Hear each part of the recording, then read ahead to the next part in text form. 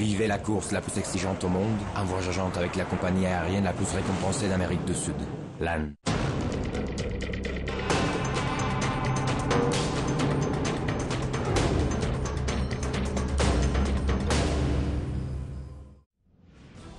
Le Dakar est entré ce mercredi dans sa dernière ligne droite. Après cette spéciale au Chili, le rallye reviendra demain en Argentine pour 4 derniers jours cruciaux.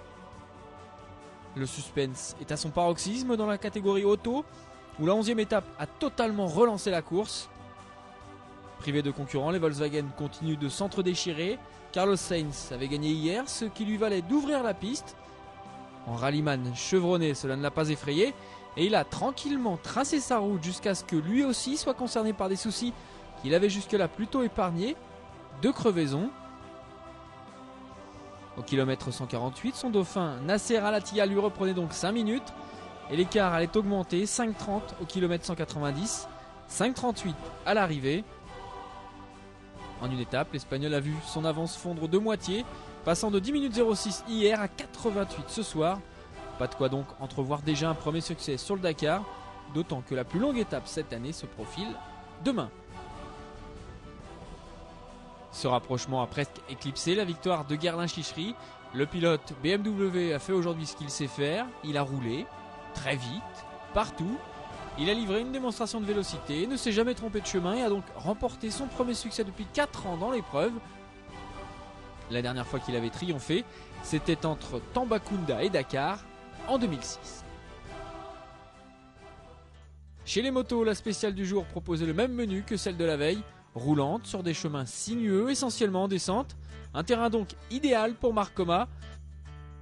Mais parti en position d'ouvreur, le Catalan a commis une erreur de navigation, une rareté pour lui. L'option tout droit au kilomètre 13 était la mauvaise. Résultat, 3 km dans un sens, puis autant dans l'autre avant de retrouver le bon chemin, et une dizaine de minutes de perdu sur la tête de course.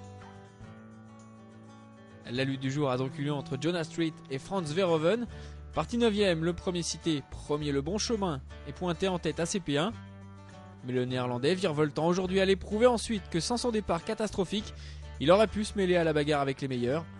Le duel à distance était haletant jusqu'au bout et c'est finalement pour 3 petites secondes que Verhoeven, le bondissant batave, allait s'imposer. C'est son 3e scratch sur le Dakar après ses succès à Puerto Madryn et Copiapó l'an dernier. Notons qu'il s'agit de la première victoire d'une BMW sur le Dakar depuis 2001. À l'époque, un certain Cyril Després avait gagné. Després, justement, on l'aurait presque oublié tant il se fait discret depuis plusieurs jours. Aujourd'hui, il a encore contrôlé, terminant à la 7ème place. Il conserve donc son 1h20 d'avance sur Pal Anders ou le Valster.